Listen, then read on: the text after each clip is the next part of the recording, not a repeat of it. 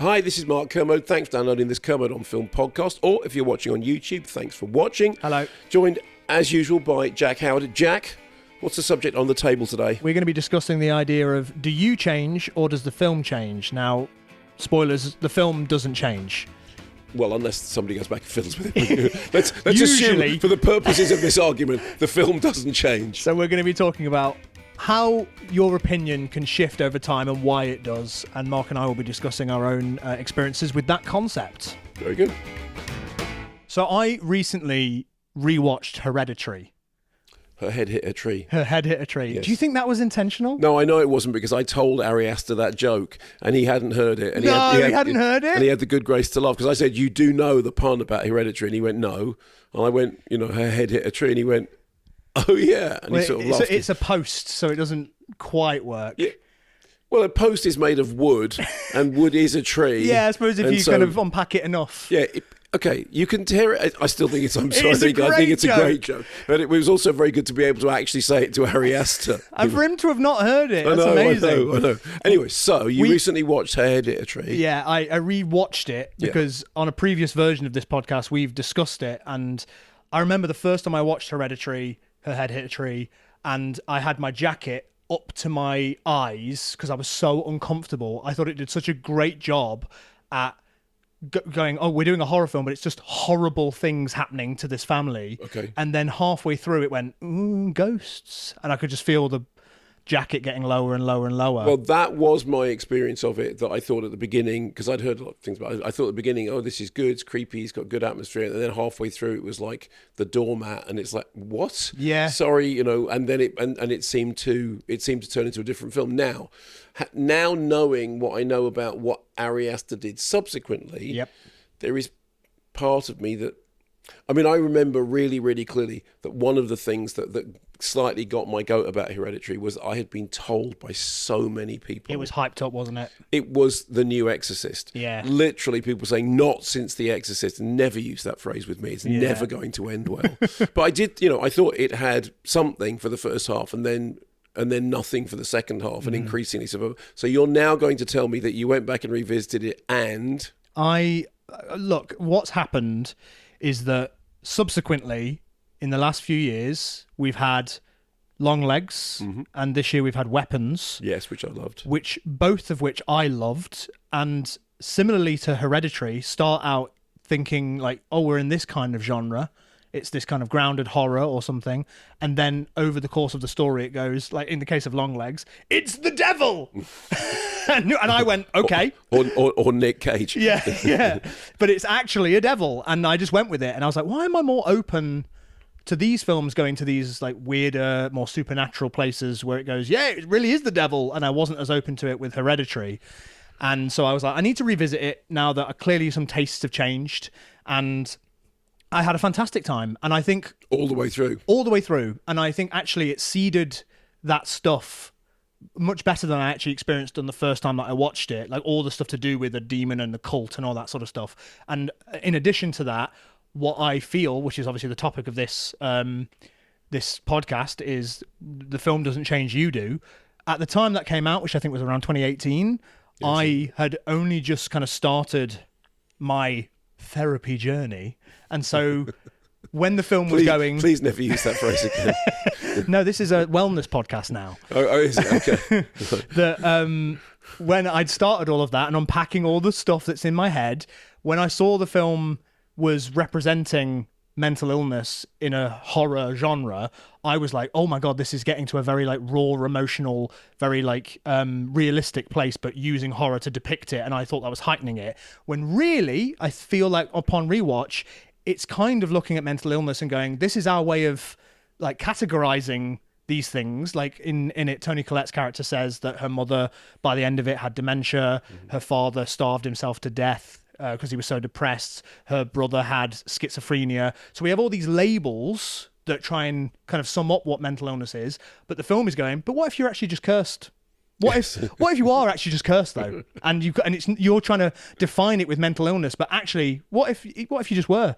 And I was more open to that this time, and had a great time watching it. I thought it was absolutely fantastic beginning to end. I don't know, just was more open to those ideas this time, I think. Well, okay, there are two things to answer. One of them is to do with the specifics of that case, and the other is to do with the more general question about, the film doesn't change, but you do. So let's do the specifics first.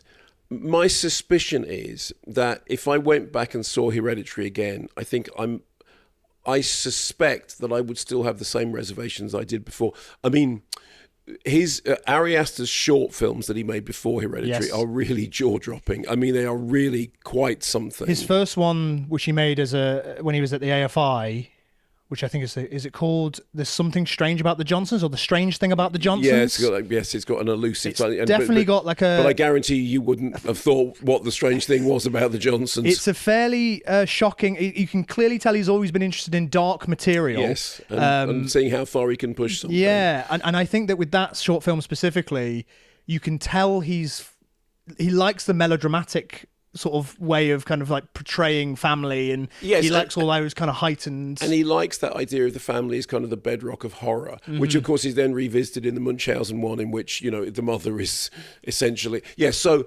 without wishing this way, if you haven't seen them, they are worth checking out. So anyway, the point being, I think he goes into Hereditary having made a sort of name for himself as somebody who, is fairly out there. But the thing is, I'm 62 and I started watching horror films when I was a kid, and in the sort of lifetime of horror films, there are things that Hereditary does really well, and there are things that I thought it did less well. When we get to Midsommar, which I think was quite correctly described as a breakup movie, which I think is what it is, I thought he had landed. I thought, okay, fine, now he's found his feet. And I think the really interesting thing about Ari Aster is that his career has gone from that to Beau is Afraid, which was fantastically divisive, and then to Eddington, which I think is actually not very good. So I haven't seen Eddington yet. But in a way you have, and that's sort of the thing about it is it's kind of like after making something as divisive as Beau is Afraid, you need to make another. I actually said at the time, he needs to make another Hereditary. He needs to make another film that has got all those things that gets everybody talking. I mean, I did a podcast with Robbie Collin in which we had an extended argument about Hereditary. And that's what you need, rather than something just goes, that's what, it's just that again. However, I think the wider point outside of that film is that it is absolutely the case that you change. And if you watch any film from decade to decade, no matter how set you think you are in your ways, the film will start to look like a different movie. And there's actually an even more specific example of that, which is any two people watching a movie will see a different movie. Yeah. And the best films, I've always said this thing about the best films are the films that give to you what you bring to them, and that kind of reflect back stuff that you kind of already know. I mean, this is interesting in the case of you talking about therapy. The whole thing about therapy is that you're talking to yourself. Yes. That the best therapist is not giving you answers. The best therapist is enabling you to hear what you're saying out loud. Yeah. Guiding you through the maze. Yeah. And so, and I think that is true of all cinema. And because everyone changes all the time, whenever you come into contact with a film, the film that you see at the moment that you see it is a very particular thing. It's like you can't jump in the same stream twice, that old adage. So I think it is true that revisiting anything is kind of worth it under any circumstances, because, I mean, I keep thinking that I should go back and watch Eyes Wide Shut again. Yeah, I haven't seen it since I was a teenager, which was definitely like I was not ready for Eyes Wide Shut at that point. So I think I'd be watching it. But I think fresh. I was ready, and I just thought it was insufferable. But then I went back and saw AI again. I really like AI. I think AI is a masterpiece. I actually now think the it is film, genuinely... not the concept that is taking over our lives. AI, artificial intelligence starring Haley Joel Osment. AI is fantastic. But no, I think that is true that the film will change. Maybe we should watch Eyes Wide Shut. Maybe we should rewatch it and then talk about it on this and see how we both feel. Okay, when did you last see it? like I say, not since I was a teenager. Okay, I saw When it was a provocative thing that teenagers was like, oh, you know what? There's loads of this and this, and they go to this club when everyone's wearing masks. Like, it's just the way that teenagers talk about films. Like, Go you've to got to this see club it. where everyone's wearing masks, where it's the most upmarket orgy anyone could possibly imagine, and the pianist has to play blindfolded, and Tom Cruise fails to even get a blowjob despite saying the word Fidelio to a man dressed as a chicken. You go, I'm sorry, what? You know, they were talking about, he's pushing the boundaries of the erotic thriller. You go, is he? Really? I mean, Night Rhythms by Greg Dart with Delia Shepard has got racier scenes in it than anything that's in Eyes Wide Shut. And I remember really clearly as well that when Eyes Wide Shut came out, I didn't coin this, but I have used it ever since, is I said Eyes Wide Shut, and a friend in America went, yeah, Eyes Wide Shit, and it has been called that ever since. But I just wrote this book about film music, and one of the people I interviewed was Jocelyn Pook, who did the music for Eyes Wide Shut, and I think her music is amazing. I do think the Backwards Priest thing is absolutely astonishing, and you know, I think there are probably things in it that are worth going back and revisiting. So yeah, I would do that. Okay. I would sit and watch it. All again. right, we'll do that. And if there's enough people that want us to do that and want to hear that, we'll do it sooner rather than later. Okay. Taking it back to Ari Aster for a second. Yes. Because I'm the reason why I went back and watched Hereditary, other than the fact that I'd enjoyed similar horrors that do similar twists in their stories, I wanted to see how I felt about it now, is also just because at the moment I'm trying to write something that's in the kind of horror genre, and I find it interesting to see how people package their ideas. So Ari Aster, he's been on podcasts and interviews where he's been quoted saying he really likes the melodramatic family drama, and that's what he was really focusing on. And that is the thing that you see in his shorts. Yes. So that's where his heart lives. But then he literally says the words, and if you want to tell that story, good luck to you recouping.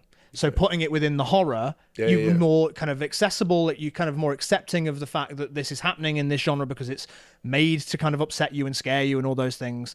And since then, I think post Midsommar, he has kind of, like with Beau is Afraid, and again, he's quoted saying, I had some goodwill to burn. I feel like there's something that happens with artists, I never say never, but I just don't think I would ever get to this kind of point where you stop thinking about, how am I going to deliver this to an audience? Who is this for? Yeah. And you kind of start just going, fuck it. Okay, it's for me. Right, so very specifically on that point, that phrase about I had some goodwill to burn with Beau is Afraid, I think that's absolutely right. Yep. But I think you can do it once. And that's why I think Eddington is his first actual misstep. Okay. I mean, he's a very good filmmaker, so he's never going to make anything that's completely uninteresting. Mm-hmm. But after Beau is Afraid, when you have indeed burnt that goodwill with some people, I mean, I've told you this story, but I saw Beau is Afraid with Simon Mayo. And the more Simon didn't find it funnier, the funnier it became. And of course, that's the other thing with Ari Aster. When you're watching Hereditary, a lot of people don't realise that he's funny. Yes. And that, he has got a very strong comedic thread through everything that he does. And I'm sure that if you watch Hereditary in the knowledge of later Ari Aster works, you go, okay, no, I can see that there's an element of satire, there's an element of, as you said, it's almost like he finds cruel things funny, actually. Yeah. Like sometimes, like, and actually when I was watching Beau is Afraid, which I'll just be clear because I don't think I've said this, I didn't dislike it. For the first hour, loved it, and for the second 2 hours was like, I'm not enjoying this, but I'm also like, to what end? But there was a certain biting sense of humor to it that I knew very specific people I could recommend it to, and that most people wouldn't find it funny. No, I mean, I remember reviewing it and saying, it is entirely possible that you'll hate this film. I didn't. I really liked it. That thing about if you're doing a thing about the psychology of families, the horror movie is the way in. I mean, all horror movies are about psychology. All horror movies are about psychological states. It's the thing they come back to more and more. There is a brilliant horror movie called Relic, which is the best film I've ever seen about Alzheimer's.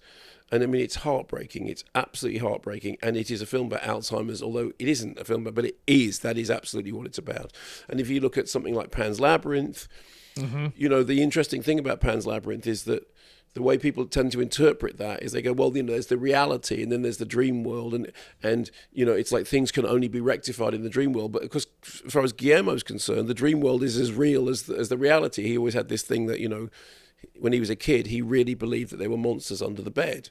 And he Have you heard this story? I don't know if I have heard this. So he's Guillermo del Toro, who's kind of the great fantasy filmmaker of our time. He's got Frankenstein coming out this year. Frankenstein's coming out. Started with Kronos, made Pan's Labyrinth, won the Oscar for Best Picture with Shape of Water. So he's working all across all that territory. And I've known him for quite a long time because I first met him back on Kronos, and I had the privilege of spending quite a lot of time with him. And Guillermo said this thing that when he was a kid, he used to believe that there were monsters under his bed, and he would lie awake at night wanting to go to the loo, but he didn't want to put his feet on the floor because if he did, the monsters would come out and get him. And so he said, and so I'd end up wetting the bed.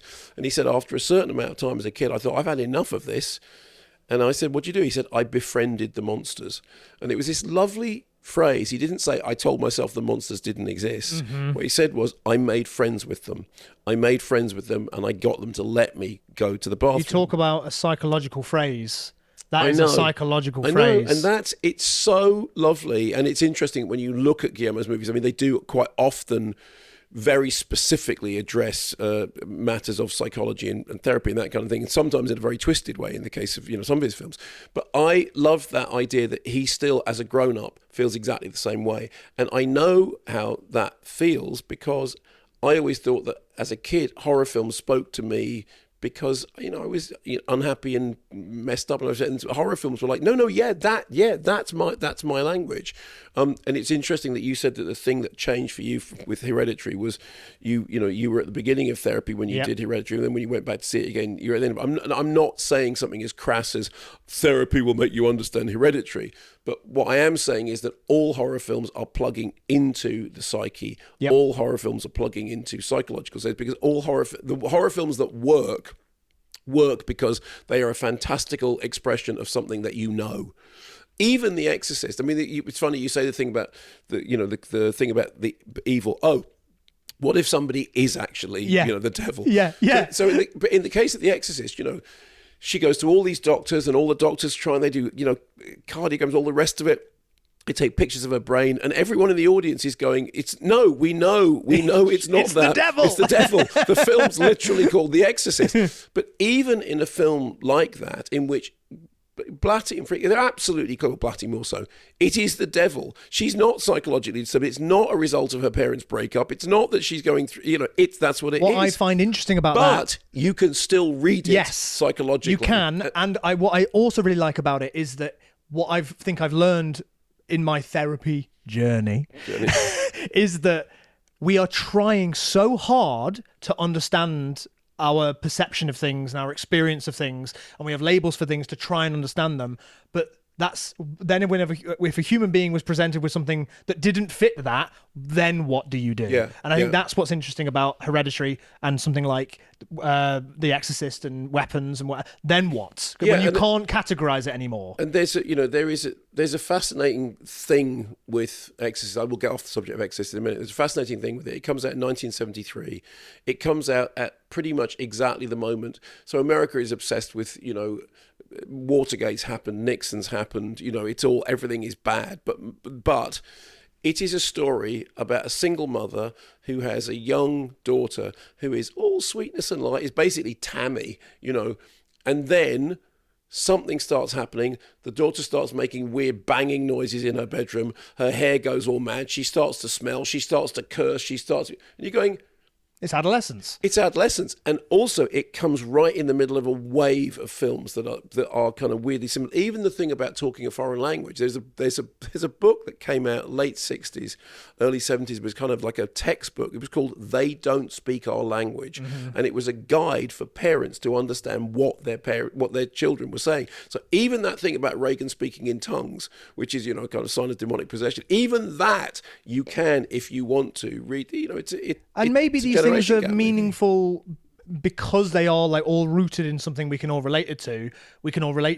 But beyond that, it's also this kind of fantasy of, well, what would we do if this happened? Yeah. And actually I'm thinking, and we mentioned this in our last podcast as well, about Donnie Darko. I love that that's kind of flirting with horror all the way through. Yeah.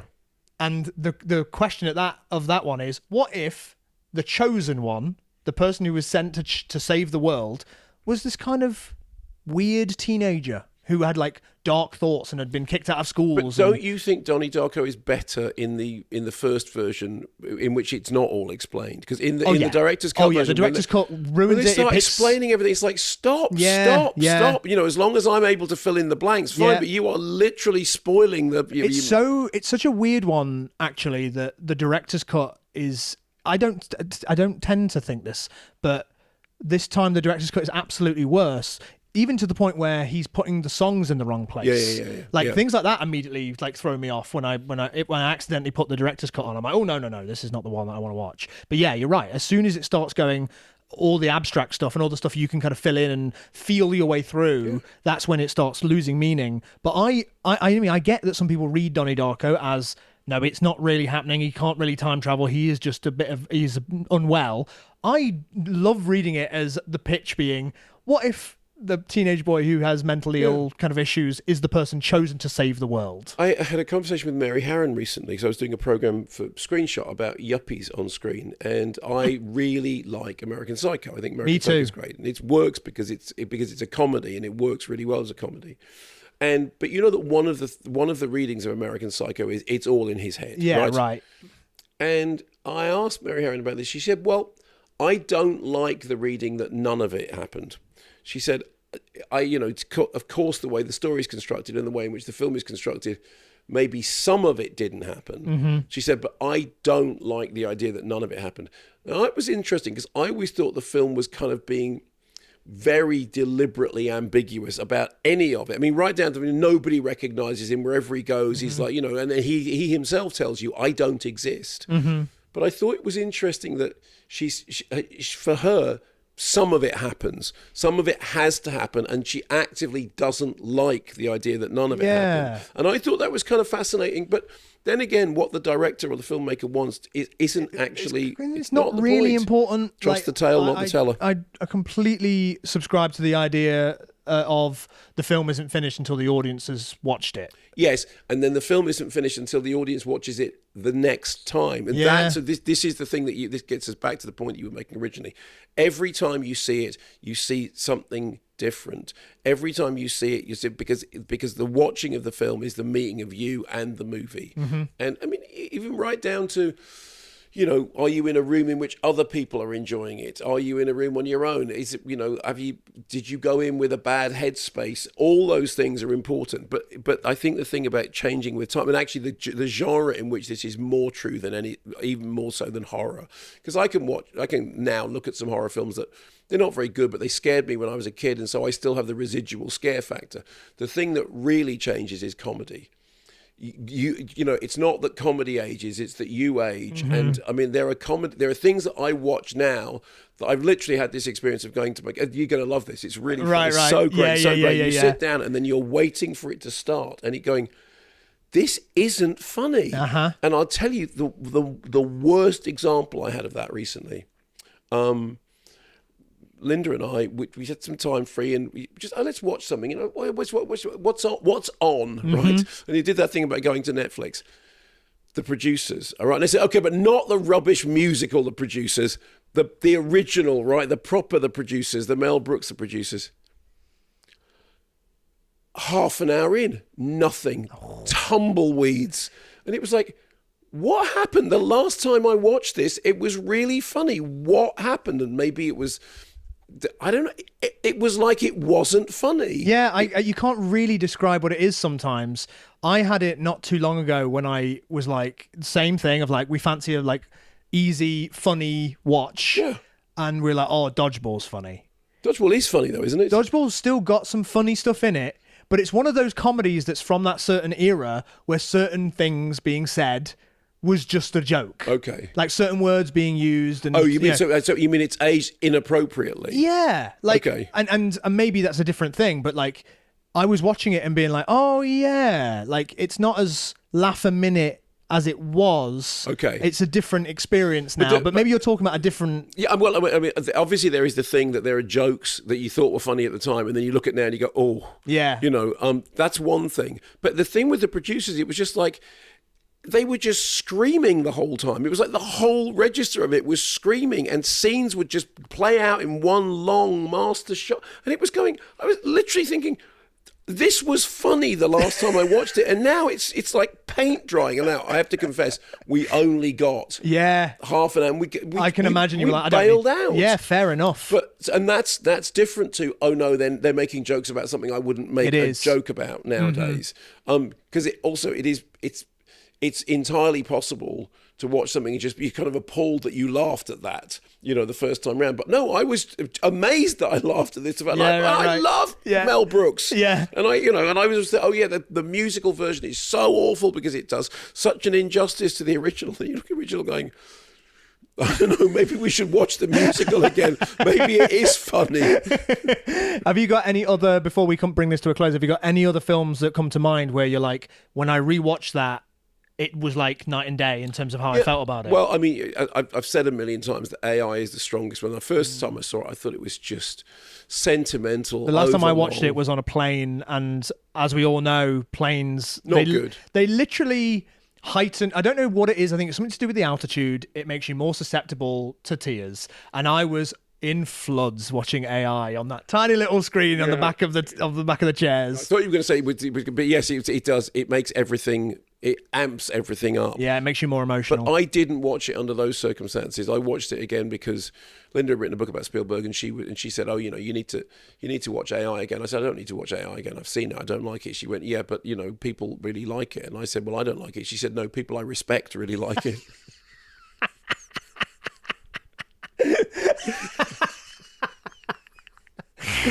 So then I did, and then I watched it again, and I got that, the cold hand on the back of the neck. I'll tell you very quickly, there is a famous case that when Bonnie and Clyde first opened, there is a famous American critic who went along, watched it, really didn't like it, kicked the crap out of it in a very high-profile magazine, and then the next day at the newsstand bumped into Pauline Kael.